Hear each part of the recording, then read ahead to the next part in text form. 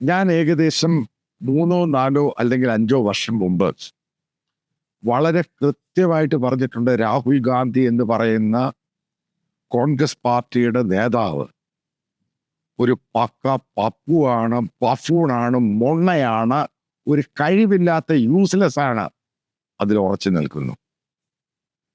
ഈ അടുത്ത സമയത്ത് രാമചന്ദ്ര ഗുഹ, ഇന്ത്യയിൽ ഏറ്റവും അറിയപ്പെടുന്ന ഇന്ത്യക്കാരനായ ഗ്ലോബലി അറിയപ്പെടുന്ന ഹിസ്റ്റോറിയൻ, ഇന്ത്യൻ പൊളിറ്റിക്കൽ ഹിസ്റ്റോറിയൻ, അതിനെപ്പറ്റി വ്യക്തമായ ലിബറലായിട്ടുള്ളൊരു മനുഷ്യൻ, അദ്ദേഹം വളരെ കൃത്യമായിട്ട് കരൺ താപ്പറിന് കൊടുത്ത ഇന്റർവ്യൂവിൽ പറയുന്നുണ്ട്, രാഹുൽ ഗാന്ധിയെ കൊണ്ട് ഇന്ത്യയിലെ ചെറുപ്പക്കാർക്കും ഫ്യൂച്ചർ ഇന്ത്യയെ നയിക്കാൻ കഴിവില്ലാത്തൊരു മനുഷ്യനാണ്, കരിഷ്മയില്ലാത്തയാള്, ഇന്ത്യൻ ജനങ്ങളെ അറിയാത്ത ഒരു വ്യക്തിയാണ്.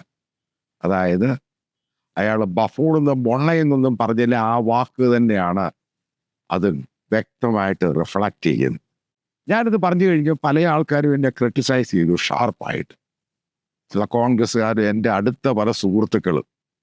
പക്ഷെ ഞാനൊരു കാര്യം നിങ്ങളോട് ചോദിക്കുകയാണ്, ഓരോന്ന് വ്യക്തമായിട്ട് ചോദിക്കുക, ക്ലാരിറ്റി ആയിട്ട്. നരേന്ദ്രമോദി മന്ത്രിസഭയുടെ, ഇന്ത്യയിലെ BJPയുടെ അവരുടെ ഏറ്റവും നല്ല, അവർക്ക് ഈ രാഹുൽ ഗാന്ധി എന്ന് പറഞ്ഞയാള് രാഷ്ട്രീയത്തിലുള്ളതാണ് അവർക്ക് ഏറ്റവും നല്ലത്. കാരണം ഇന്ത്യയില് നരേന്ദ്രമോദിക്കെതിരെ ഒരു കാര്യമായ പൊതുജനങ്ങളെ ഒന്നിപ്പിക്കാൻ അയാളെ കൊണ്ട് കഴിയുന്നില്ല. എപ്പോഴും പറയുന്നത് അംബാനി, അഡാനി, ഇലക്ഷൻ കമ്മീഷൻ. ഇന്ത്യയിലെ യഥാർത്ഥ ഇഷ്യൂലോട്ട് വാ, ഇന്ത്യയിലെ ചെറുപ്പക്കാരൻ്റെ ഇഷ്യൂലോട്ട് വാ, ഇന്ത്യയിലെ സാധാരണ ജനങ്ങളുടെ, അതായത് പാവം പിടിച്ച ജനങ്ങൾ, അവരുടെ ഇഷ്യൂലോട്ട് വാ. ഇന്ത്യയിലെ പല ആൾക്കാരുടെയും വീടുകള്, അവൻ മുസ്ലിമാണ്, അവൻ അതിൻ്റെ പേരിൽ ഇടിച്ചു പൊളിച്ച് കളയുന്ന ബുൾഡോസർ വെച്ച് ഇന്ന് വരെ രാഹുൽ ഗാന്ധി ഒരിടത്ത് പോലും പോയിട്ടില്ല. കാരണം പോയി കഴിഞ്ഞാൽ ഭയം. എനിക്കറിയത്തില്ല ഏത് മരങ്ങോടനാണ് രാഹുൽ ഗാന്ധി അഡ്വൈസ് ചെയ്യുന്നത്. കാരണം ഹിന്ദു വികാരം മുസ്ലിങ്ങൾക്കെതിരെയാണ്. അതുകൊണ്ട് പോയി കഴിഞ്ഞാൽ ഹിന്ദുക്കളുടെ വോട്ട് കിട്ടത്തില്ല. ഇത് ബേസിക്കലി പൊളിറ്റിക്സ് ആണ്. അങ്ങനെയുള്ളവർ ചെയ്യണ്ടെന്ന് വിചാരിക്കണം. സാധാരണ അവശത അനുഭവിക്കുന്ന, മാർജിനലൈസ്ഡ് ആയിട്ടിരിക്കുന്ന, അതിൽ ഏത് കമ്മ്യൂണിറ്റി ആകട്ടെ, അവരുടെ കൂടെ നിൽക്കുന്നതാണ് പൊളിറ്റീഷ്യൻസ്. അതാണ് പൊളിറ്റിക്കൽ മെസ്സേജ് എന്ന് പറയുന്നത്. ഇന്ത്യയിൽ എത്രയോടത്ത് ദളിത് ആക്രമണം, ആദിവാസി ആക്രമണം ഉണ്ടാകുന്നു. എത്രയോ ഇന്ത്യയിലെ വില്ലേജുകളിൽ, ഛത്തീസ്ഗഡിലെടുക്കുക, പല വില്ലേജുകളിലും അവൻ ക്രിസ്ത്യാനിയായതിൻ്റെ പേരിൽ വെള്ളം കൊടുക്കുന്നില്ല, അവനെ പഞ്ചായത്ത് ബഹിഷ്കരിക്കുന്നു, അവനെ സാമ്പത്തിക ബഹിഷ്കരണം അവിടുന്ന് അടിച്ചോടിക്കുന്നു. എന്തുകൊണ്ട് അവിടെ ഒരു പ്രാവശ്യം പോകാൻ കഴിയുന്നില്ല? ഇഷ്യൂ ടേക്ക് ഓവർ ചെയ്യാൻ കഴിയുന്നില്ല. ഗ്ലോബൽ മീഡിയ വരെ ഇതിനെപ്പറ്റി പറയുന്നു. ഇന്ത്യയിലെ അൺഎംപ്ലോയ്മെന്റ്, അതായത് ചെറുപ്പക്കാർക്ക് ജോലിയില്ല, വിദേശത്ത് നിന്നും തിരിച്ചു വരുന്നു, ഇന്ത്യയിലെ കുട്ടികൾക്ക് പഠിക്കാൻ കഴിയുന്നില്ല. ഒരു സോഷ്യൽ മീഡിയ ട്വീറ്റ് ചെയ്തു, ഒരു 2 CBSE വിദ്യാർത്ഥികളെ കൊണ്ടിരുത്തി. അതോടൊക്കെ തീരുകയാണോ?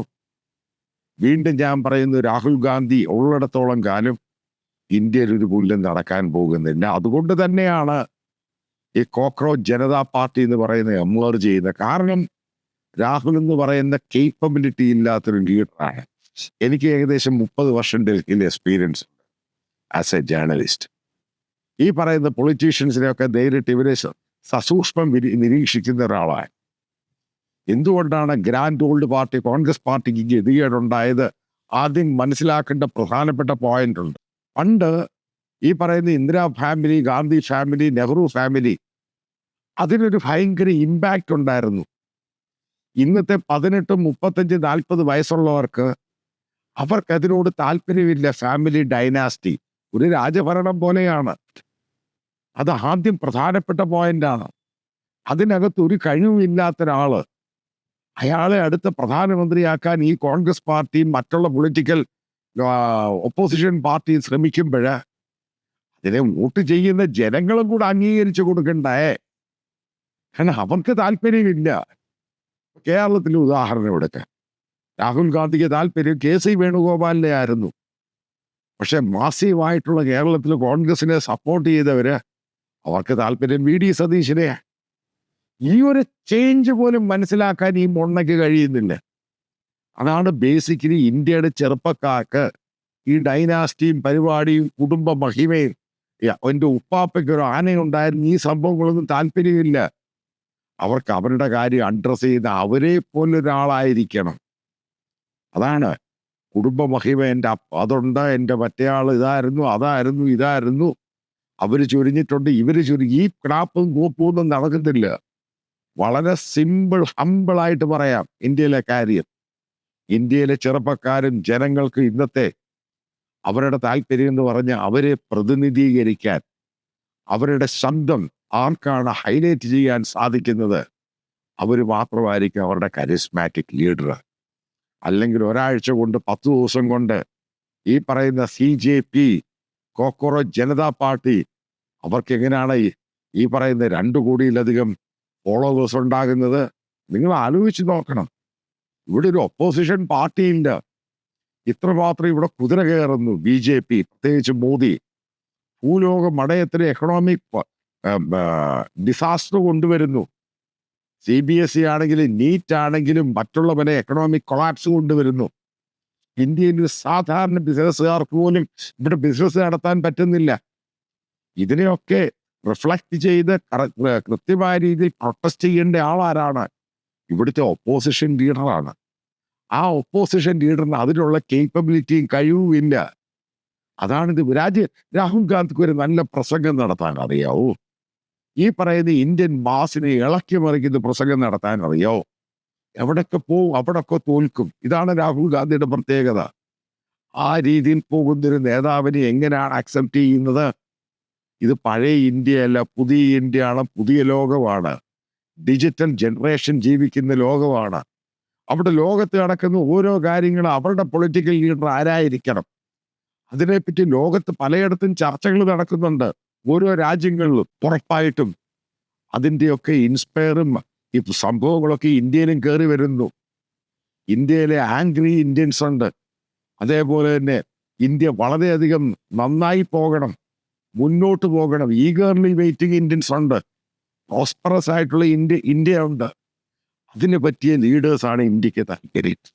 അല്ലാതെ രാഹുൽ ഗാന്ധിയെ പറ്റി പോലെയുള്ള ഒരു ലീഡറെ അക്സെപ്റ്റ് ചെയ്ത്. കാരണം ഒരു കാര്യം ഞാൻ പറയാം, രാഹുൽ ഗാന്ധിക്കും പ്രിയങ്ക ഗാന്ധിക്കും സോണിയാഗാന്ധിക്കും ഇന്ത്യ എന്താണെന്ന് ഇന്നും അറിയത്തില്ല. അതാണ് അവരുടെ ഏറ്റവും വലിയ പ്രശ്നം. ഈ പറയുന്ന പൊളിറ്റിക്കൽ ലീഡേഴ്സും ഈ കോൺഗ്രസിന്റെ പല ലീഡേഴ്സും ഇരുന്ന് അവർ ഫീഡ്ബാക്ക് കൊടുക്കുകയാണ്, ടൈയും കോട്ടും ഇരുന്ന് മുറിക്കാത്തത്. അതല്ല ഇന്ത്യ. ഇന്ത്യ എന്ന് പറയുന്ന ഇന്ത്യയുടെ ഗ്രാമങ്ങളാണെങ്കിലും ഗ്രാമാന്തരങ്ങളാണെങ്കിലും ഈ പറയുന്ന ആൾക്കാർ കേൾക്കാത്ത ആദിവാസി ഗ്രാമങ്ങളാണെങ്കിലും പട്ടണങ്ങളാണെങ്കിലും അവരുടെ ശബ്ദമുള്ള ഒരു പൊളിറ്റിക്കൽ ലീഡേഴ്സിനെയാണ് അവർക്ക് ആവശ്യം. കാരണം അവർക്ക് മനസ്സിലാക്കേണ്ടത് അവർക്ക് വേണ്ടി ശബ്ദിക്കുന്നു. അങ്ങനെ ഒരു നേതാവിനെ മാത്രമേ അവർ അക്സെപ്റ്റ് ചെയ്യുകയുള്ളൂ. അവിടെയാണ് മോദി കള്ളത്തരങ്ങൾ പറഞ്ഞ് ഫലിപ്പിച്ച് ഓരോന്നും പറഞ്ഞ് നേടിയെടുത്തത്. ഈ പറയുന്ന നരേന്ദ്രമോദിയെ എക്സ്പോസ് ചെയ്യാൻ എവിടെങ്കിലും ഈ പറയുന്ന രാഹുൽ ഗാന്ധിക്ക് കഴിഞ്ഞിട്ടുണ്ട്. നരേന്ദ്രമോദി ഇന്ത്യൻ സ്റ്റേറ്റ് ഓഫ് ഇന്ത്യനാണ്, ഇന്ത്യയുടെ ഹെഡാണ്. അദ്ദേഹത്തിന് ലോകത്തില്ലാടത്തും പോകാം. അതിനെയല്ല കുറ്റം പറയേണ്ടത് ഇന്ത്യയിലെ ചെറുപ്പക്കാർക്കും ഇന്ത്യക്കാർക്കും ഈ BJP ഗവൺമെന്റും മോദി ഗവൺമെന്റ് കഴിഞ്ഞ 12 വർഷം എന്ത് കോൺട്രിബ്യൂട്ട് ചെയ്തു അത് ചോദിക്കണം, അതിനെ ചലഞ്ച് ചെയ്യണം. അതിനൊരു കേപ്പബിലിറ്റി ഇല്ല രാഹുൽ ഗാന്ധിക്കെന്ന് ഞാൻ കൃത്യമായിട്ട് വീണ്ടും ആവർത്തിക്കുന്നു. ഈ ഒരു പോക്കാണെങ്കിൽ കോൺഗ്രസ് പാർട്ടി ഇന്ത്യയിൽ ഇല്ലാതായി പോവുകയാണ്. ഇന്ത്യക്കും ഈ ജനതയ്ക്കും ആവശ്യം മറ്റൊരു പൊളിറ്റിക്കൽ പാർട്ടി വരട്ടെ. കാരണം ഇവിടെ ചോദ്യങ്ങളും ചലഞ്ചും ചെയ്യണം, ഇവിടെ പ്രൊട്ടസ്റ്റ് നടക്കണം. ജനങ്ങൾക്ക് വേണ്ടി സംസാരിക്കുന്ന പൊളിറ്റിക്കൽ പാർട്ടിയാണ് ഇന്ത്യക്ക് ആവശ്യം. കള്ളത്തരവും തള്ളുകളുമായിട്ട് മുന്നോട്ട് പോകുമ്പം അതിനെ എതിർക്കാൻ ശക്തമായ പ്രതിപക്ഷം ഇന്ത്യയിൽ ആവശ്യമാണ്. അതില്ല എങ്കിൽ ഇന്ത്യയുടെ ജനാധിപത്യം വരെ വരും കാലങ്ങളിൽ ചോദ്യം ചെയ്യുമെന്ന കാര്യത്തിൽ ഒരു തർക്കവും ഇല്ല.